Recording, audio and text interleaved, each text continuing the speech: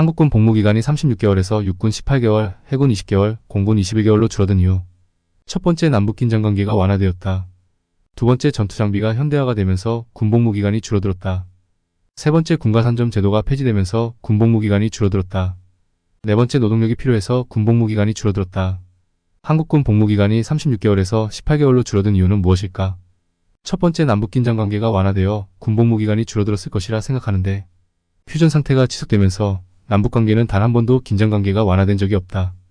두 번째, 전투장비가 현대화가 되면서 군복무기간이 줄어들었다고 하는데, 한국군 병력의 증감은 소폭으로 변동없다.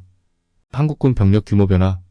1950년대부터 2020년대까지 참고자료 대한민국 국방백서를 참고했다. 1950년대 한국전쟁 발발 직전 50만 명, 한국전쟁 휴전협정 체결 후 66만 명, 1960년 약 68만 명, 1969년 약 66만 명, 1970년 약 64만 명, 1979년 약 65만 명, 1980년 약 71만 5천 명, 1989년 약 65만 5천 명, 1990년 약 65만 5천 명, 1999년 약 60만 명, 2000년 약 60만 명, 2009년 약 62만 명, 2010년 약 62만 명, 2019년 약 61만 5천 명, 2020년 약 61만 6천 명, 2023년 약 60만 5천 명. 세 번째, 군가산점 제도가 폐지되면서 군복무기간이 줄어들었다는 헛소리를 하는데, 군가산점 제도는 평등권을 침해하고 역차별이라고 헌법재판소가 위헌 결정을 내렸지만 한국군의 변동은 없다. 한국군 복무기간이 36개월에서 18개월로 줄어든 이유 중 가장 유력한 것은 네 번째, 노동력 필요에 의해 군복무기간이 줄어들었다. 자본가가 노동력을 필요로 하므로 군복무기간을 단축했을 것이다. 첫 출산으로 입대할 청년이 없어서 대한민국 국방부에 비상이 걸렸다. 2024년 7월달 신문기사.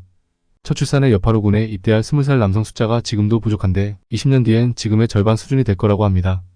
그런데 국방부에서 최대 6개월 동안 소집돼 훈련을 받는 예비군을 키워 부족한 병력을 메우자는 제안이 나왔습니다. 6개월은 예비군으로 근무하고 6개월은 공장에서 일할 수 있게 해주겠다는 것이다. 윗글이 인터넷에 확산되자 군 당국은 일반 예비군 훈련 기간을 180일로 확대하는 방안을 검토하고 있지 않다고 밝혔다. 전하규 국방부 대변인은 18일 정례 브리핑에서 일부 온라인 커뮤니티상의 예비군 소집 훈련을 180일로 하는 방안을 검토하고 있다는 내용이 확산되고 논란이 되고 있는 것 같다며 이건 전혀 사실이 아니다라고 말했다. 다만 비상근 예비군이라고 해서 전시의 신속한 임무 수행을 위해서 평시에 일정 기간 동안 필요한 보수를 받고 임무 수행을 하는 직책들이 있다라며 그 직책의 인원을 늘리는 방안을 관련 부서와 협의하고 있는 것이지 일반 예비군의 훈련 기간이 연장되거나 확대되는 것은 전혀 아니다라고 거듭 강조했다. 비상근 예비군 제도는 현행 2박 3일의 동원 훈련에 더해 일정 기간 동안 소집 및 훈련을 추가하는 제도이다. 동원 예비군이 수행하는 직책 중에서 중소대장, 전투장비 운용 및 정비요원 등 주요 직책에 적용한다. 지원자는 선발 운용한다. 이 제도는 연간 최대 180일까지 적용할 수 있고 1급 10만원에서 15만원 정도의 보상비가 지급된다. 대한민국 군인을 50만으로 가정했을 때 18개월을 복무했을 때 대한민국 군인은 50만 명이다. 대한민국 군인을 100만 명으로 증원하려면 18개월 곱하기 1을 하면 36개월이 된다. 36개월을 복무하면 대한민국 국군은 100만 명이 된다. 100만 대군을 만들려면 현행 18개월 복무기간을 36개월로 늘리면 한국군은 100만 대군이 된다.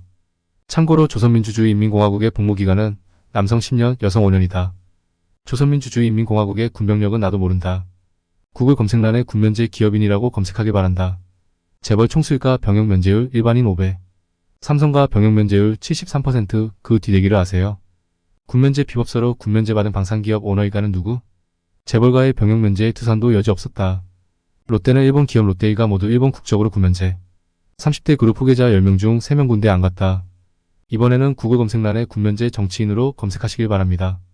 자신에 이어 아들까지 병역을 면제받은 4급 이상 고위공직자가 92명에 이르는 것으로 19일 확인됐다. 김중로 국민의당 의원이 병무청에서 제출받아 분석한 자료를 보면 군대를 다녀오지 않은 고위공직자 2,520명 중 92명이 아버지와 아들 모두 병역을 면제받은 경우였다. 아버지와 아들 셋이 모두 병역 면제를 받은 집안 일건도 있었고 두 아들이 함께 군대를 가지 않은 경우는 4건이었다. 김중로 의원실은 대를 이은 병역 면제 집안의 아버지들이 대학 총장, 외교부 영사, 검사장, 부장판사, 국회의원, 교육장, 시군구의원 등 각계를 대표하는 위치에서 사회지도층으로 활동하고 있다고 설명했다. 기관별로는 교육부, 외교부, 국회 소속이 각각 3명이었고 지방자치단체 및 교육청이 56명, 공사공단재단 등 공직유관단체가 10명이었다. 육군 준장 출신인 김중로 의원은 군대를 다녀오지 못할 정도로 대를 이어 건강이 좋지 않은 고위공직자가 이렇게 많아서야 대한민국을 잘 책임져 줄 수 있을지 어떻게 그 힘든 자리까지 올라가실 수 있었을지 의문이라며 건강한 대한민국을 만드는데 앞장서는 것이 사회 지도층의 당연한 의무다. 사회 지도층이 진정한 지도층으로 국민의 신뢰를 받을 수 있는 대대적인 혁신이 필요하다라고 말했다. 정치인은 군면제되고 정치인의 아들도 군면제되는데 어떤 질병으로 군면제 되었는지는 비공개하는 국회의원들이 많습니다. 어떤 사유로 군면제가 되었는지 공개도 하지 못하는 대한민국에 살고 있습니다. 질문을 하겠습니다. 군대는 어떤 계층이 가는가? 첫 번째 흑수저가 간다. 두 번째 금수저가 간다. 질문을 이어나가겠습니다. 군병력이 부족하다면 현행 18개월에서 36개월로 복무기간을 늘리면 한국군은 100만 대군이 됩니다. 노동력을 제공해야 할 흑수저 청년들이 3년 동안 군대에서 훈련을 받고 있다면 자본가들이 환영할까요? 자본가들은 공장에서 일할 사람이 없다고 30개월 복무기간을 18개월로 줄이라고 국회에 요구할 것입니다. 대갈박은 액세서리가 아닙니다. 생각을 하며 사시길 바랍니다. 군대는 한국의 흑수저가 가장 많이 갑니다. 공장에서 일을 하는 사람들은 외국인 노동자입니다. 한국의 흑수저들은 자본가와 그리고 공장에서 일하는 외국인 노동자를 지켜주려고 군대에 갔습니다. 외국인 노동자는 군대에 갈 수 없으므로 흑수저 청년들이 가장 많이 군대에 징용됩니다. 다시 한번 더 말씀드리겠습니다.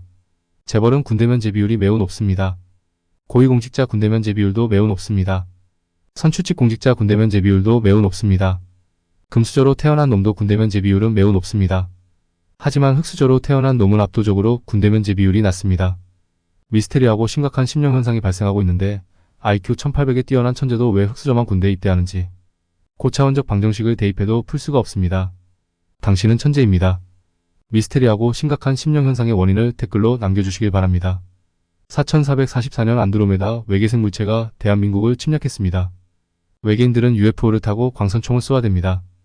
세계 최강의 흑수저 군대가 외계인과 싸우고 있습니다. 소대장이 병사들에게 말했습니다. 병사들, 너희는 오늘 여기서 죽는다. 지원병력도 없고 총알도 다 떨어졌다. 육탄전으로 외계생 물체와 싸워야 한다.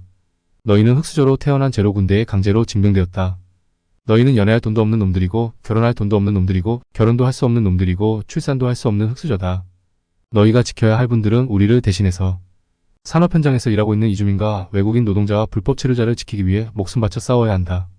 또한 군면제를 받은 금수저와 재벌들 그리고 고위공직자를 위해 목숨을 바쳐야 한다. 이것이 흑수저의 운명이다. 마지막 한 명까지도 외계생 물체와 싸운 흑수저는 용감했다는 것을 군면제 받은 금수저에게 보여주자.